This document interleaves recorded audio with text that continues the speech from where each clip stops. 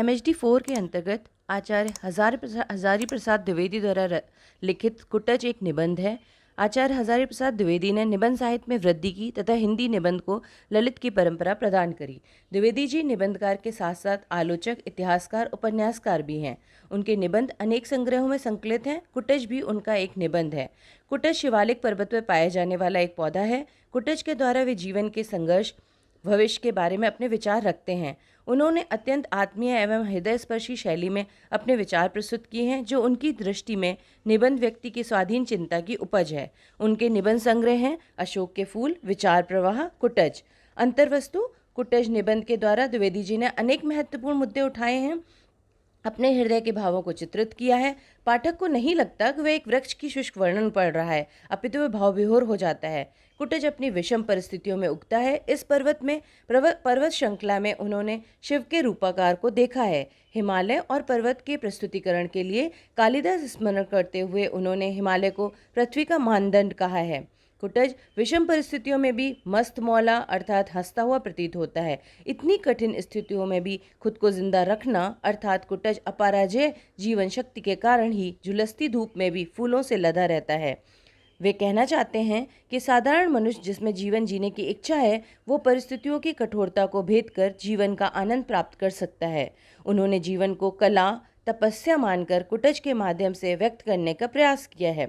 कुटज सबसे अलग अपराजय रह पाएगा। मनुष्य ईश्वर की इच्छा अनुसार जीता है। मनुष्य के द्वारा ना किसी को सुख पहुंचाया जा सकता है और ना ही दुख।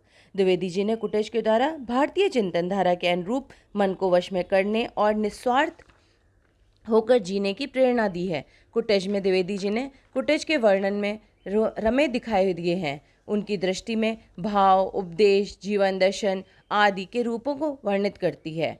कुटज मुझे अनादिकाल से जानता है और मैं भी कुटज को पहचानता हूँ। ये चिरपरिचित दोस्त है। कुटज के माध्यम से वो संदेश देना चाहते हैं कि यदि जीना है तो अपनी सारी ताकत से कठिन परिस्थितियों में खड़े रहो और कर्म तथा साहस से अपने अस्तित्व पर कायम रहो। यह कुटज निबंध जीवन को जीवनी शक्ति देने के साथ निस्वार्थ भाव से समाज के लिए जीने का संदेश देता है।